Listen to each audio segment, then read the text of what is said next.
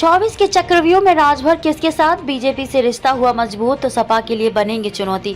पूर्वांचल की 16 लोकसभा सीटों पर प्रभाव समझिए।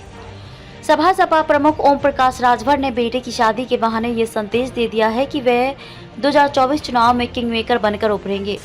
सभी राजनीतिक पार्टियां उनसे हाथ मिलाने को तैयार हैं। इसकी झलक भी दिख गई है। कारण भी साफ है, क्योंकि पूर्वांचल की 16 सीटों पर राजभर वोटर्स का प्रभाव माना जाता है। अगर ओपी राजभर बीजेपी का हाथ थामते हैं तो 2024 लोकसभा चुनाव में विपक्ष के सबसे बड़े दल सपा के लिए मुश्किल हो सकती है। सबसे पहले ये समझते हैं कि राजभर अचानक सुर्खियों में क्यों है। वाराणसी में ओपी राजभर के बेटे अरुण राजभर की रिसेप्शन पार्टी में दिग्गज नेता पहुंचे, जिससे सियासी पारा बढ़ गया है।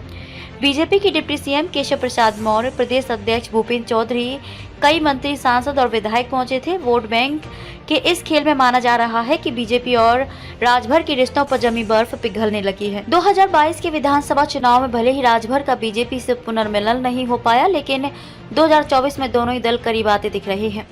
माना जा रहा है कि बीजेपी पूर्वांचल के किले के मजबूत बनाए रखने के लिए अपने सियासी समीकरण में ओपी राजभर को फिट कर रही है। ओपी राजभर बीजेपी के साथ आते हैं तो अखिलेश के लिए पूर्वांचल में अपने सियासी वजूद को बचाए रखना मुश्किल होगा। टारगेट 80 में 16 सीट पर राजभर मजबूत। पूर्वांचल की सियासत अभी भी जाति के इर्द गिर्द सिमटी हुई है और राजभर को साथ लेने में बीजेपी को फिलहाल फायदा दिख रहा है, क्योंकि बीजेपी को भी पूर्वांचल में अपने सियासी आधार को मजबूत बनाए रखने के लिए राजभर का साथ चाहिए। बीजेपी 2024 के लोकसभा चुनाव में यूपी में कोई कसर नहीं छोड़ना चाहती। बीजेपी ने यूपी की कुल 80 लोकसभा सीट जीतने का टारगेट तय किया है, जिसमें लगभग 16 सीटों पर सुबह सपा भाजपा की मददगार बन सकती है।